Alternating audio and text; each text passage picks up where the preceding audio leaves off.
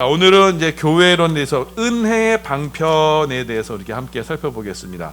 그러니까 하나님께서 이제 은혜를 베풀어 주시는데 이 교회를 통해서 베풀어 주시는 은혜가 어떻게 우리 가운데 은혜를 베풀어 주시는가?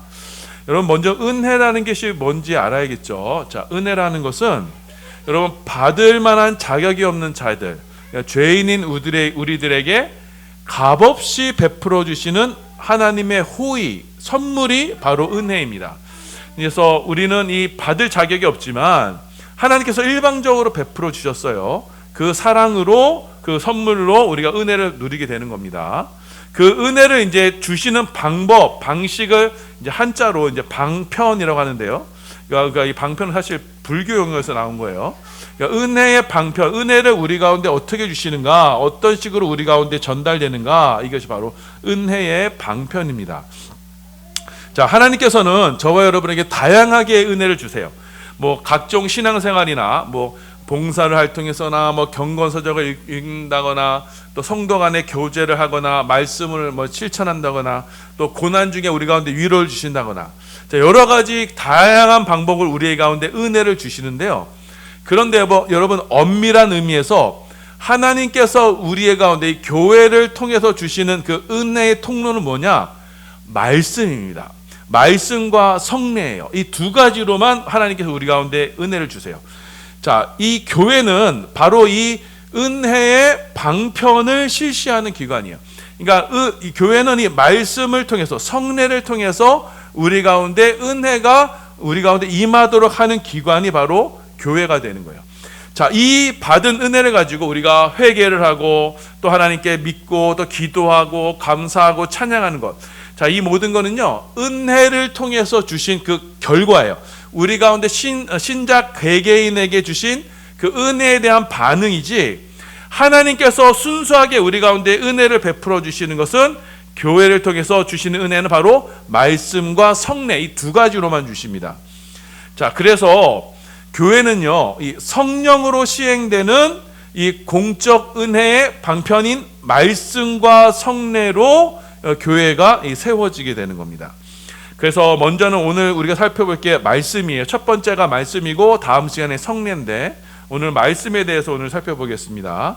자, 이 말씀은 하나님께서 저와 여러분에게 주신 이 말씀은, 자, 여러분 우리 가운데 새 생명이 시작하게 하는 구원의 신령한 방편이 되는 겁니다. 우리 베드로전서 1장 23절입니다. 우리 함께 읽습니다. 시작. 너희가 거듭난 것은 썩어질 씨로 된 것이 아니요 썩지 아니할 씨로 된 것이니 살아있고 항상 있는 하나님의 말씀으로 되었느니라. 자, 우리가 거듭났다, 새롭게 생명을 얻었고, 그러니까 우리가 다시금 태어나게 된 것은요 무엇으로 됐냐? 썩지 아니할 살아있는 하나님의 말씀, 그 말씀이 우리 가운데 역사하여서 우리가 다시 살아나게 된 거예요. 그래서 우리 가운데 영적인 새 생명이 시작된 것도, 중생하게 된 것도, 내가 거듭나게 된 것도, 하나님의 자녀로 살아가게 된 것도 모든 것이 은혜인데, 그 은혜가 어디서부터 시작된 거냐? 하나님의 말씀으로 시작된 거예요. 그렇게 우리 가운데 심겨진 말씀이 우리 가운데 자라나서 우리 가운데 영적인 풍성함으로 우리 가운데 나타나게 됩니다. 우리 마가복음 4장 8절입니다. 함께 있습니다. 시작.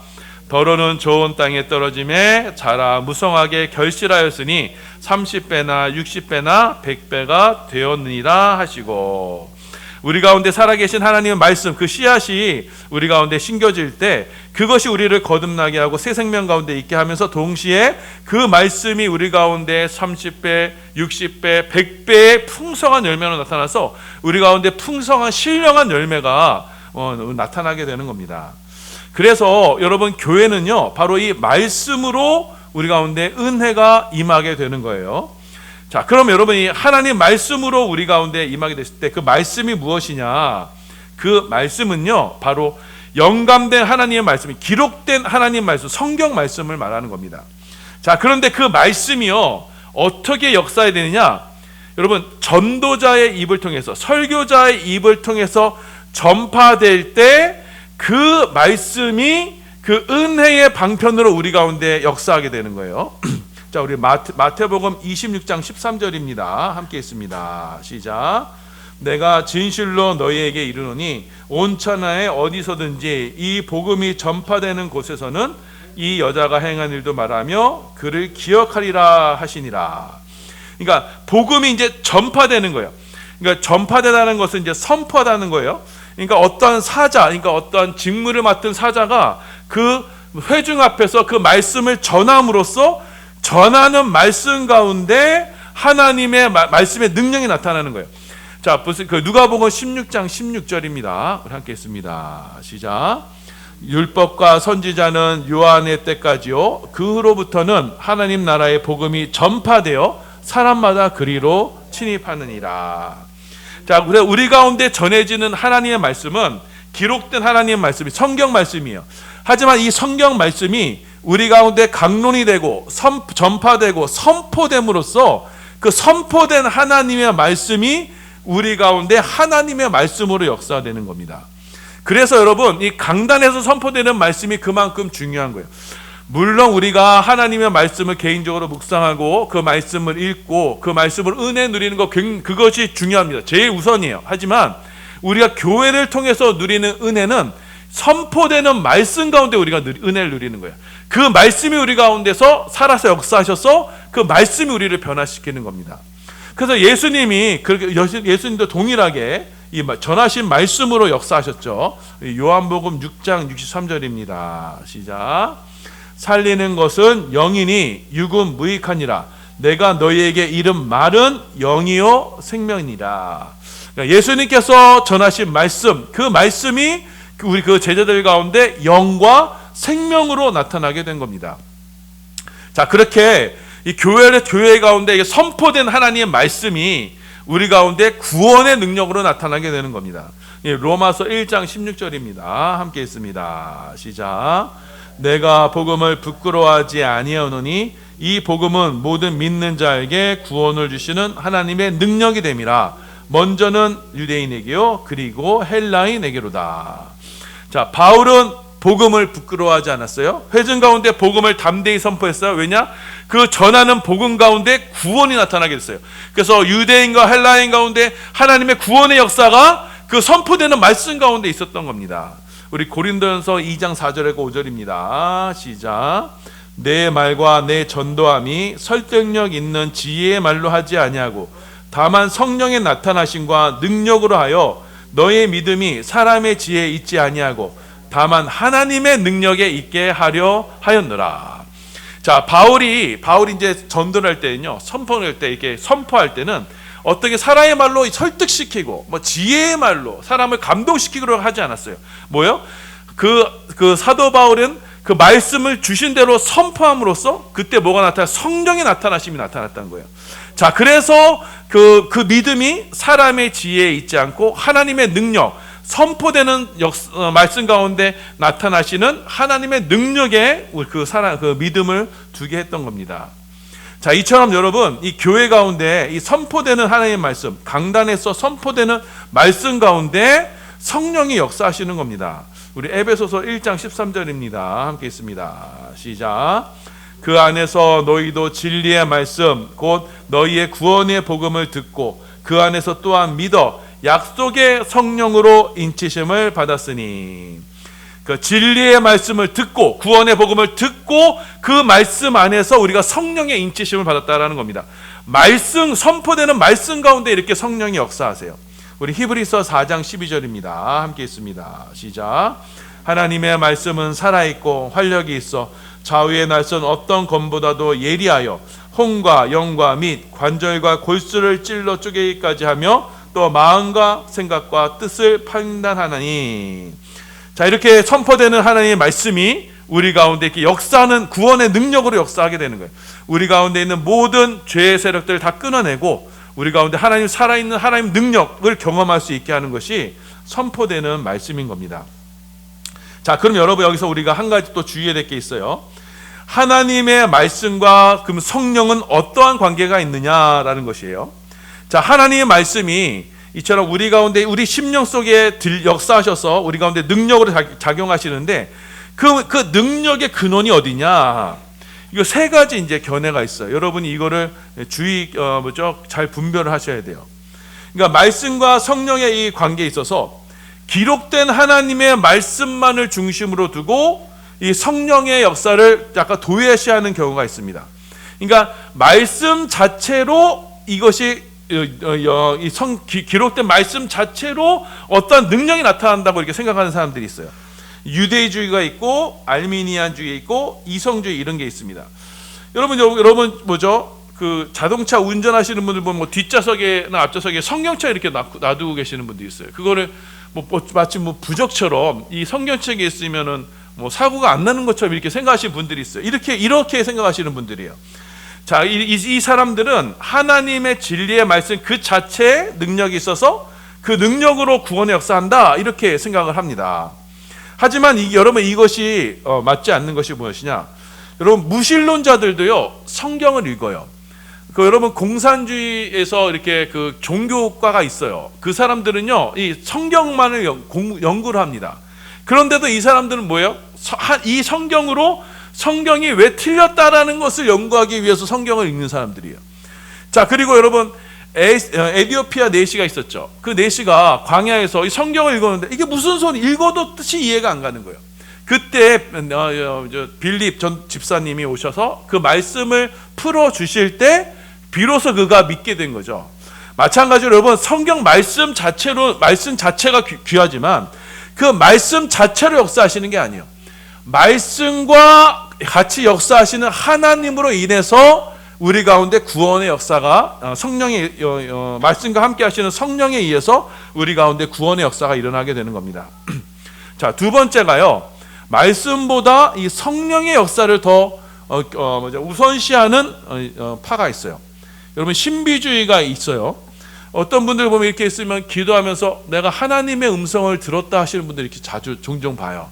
우리 교회에 있으면요 이렇게 별의별 이상한 분들이 찾아와요. 지난 주일에도 어떤 권사님이신 분이 와가지고 내가 이렇게 오후 예배 끝나고 이제 교회 제가 이제 업무 보고 있는데 오후 예배 끝나고 이제 내가 하나님의 음성을 들었다고 하면서 이렇게 와가지고 이렇게 하시는 분, 얘기하시는 분이 있어요. 자, 이렇게 여러분 이건 뭐냐면은 외적인 성경 말씀을 이렇게 도외시하고 내면적인 말씀, 내 안에 떠오르는 말씀, 내 안에 광명의 말씀. 그래서 이거를 내가 하나님께 직접 계시를 받았다라고 주장하는 분들이 있어요. 이게 신비주의입니다. 여러분 종교파로서는 제세례파가 이랬어요. 자, 이들은요 성경의 절대성을 부정했어요. 그리고 사사로이 개인이 받는 그 계시를 중요성을 강조했어요. 자, 그런데 여러분 이건 굉장한 위험한 신앙이에요. 이 신앙은요 여러분 마귀에게 휘둘릴 가능성이 가장 커요. 왜냐? 그 사람이 성경에 대한 지식이 없으면요 이것이 하나님의 음성인지 마귀의 음성인지 자신이 분간을 못해. 나중에는 마귀의 음성을 따라 그냥 살아가. 이게 마귀의 속삭임을 따라서 빠지게 되는 경우가 있어요. 그래서 그분도 어디 교회 다니시냐 했더니 교회를 안 다니신대. 그럼 어떻게 성현하시냐 했더니 아침에 혼자 기도 예배하고 왔대. 그리고 하나님이 여기 가라고 오셨대. 왔대. 그러면서 이제 몇몇 얘기를 나눠보니까 너무나 이렇게 막 극단으로 치닫아 있는 거야. 모든 게 칼뱅은 다 지옥, 칼뱅은 지금 지옥에 가 있다. 이런 식으로 막 혼자만의 세계에 빠져가지고 그렇게 완전히 정통 신학과 완전히 벗어난 사람이 되었던 거예요. 그래서 여러분 이렇게 신비주의에 빠지게 되면요 오리와 방종에 빠지게 됩니다. 반드시 그렇게 빠져요. 그리고 나중에는 마귀의 종이 돼버려요. 무질서를 자아냅니다. 자, 그래서 여러분 이 신비주의도 말씀에 근거하지 않은 그 지적인 계시를 받았다라고 주장하는 분들이나 이런 분들은 교회에서 금해야 되는 거예요. 그분들은 절대로 교회 내에서 어떠한 말을 내면 안 되는 거예요. 왜냐? 교회를 어지럽히기 때문이에요. 자, 그래서 말씀과 성령은 어떤 관계가 되느냐? 여러분, 말씀은요 성령은요 말씀을 통해서 역사하세요. 자, 은혜는 자 여러분 기록된 말씀으로만은 충분하지 않지만 성령은 기록된 말씀을 통해서 역사하시는 거예요. 자, 그래서 성령은 보통 말씀을 통해서 역사하시기 때문에 그 말씀이 우리 가운데 역사하셔서 그 말씀과 함께 우리 가운데 구원의 역사가 있게 되는 거예요.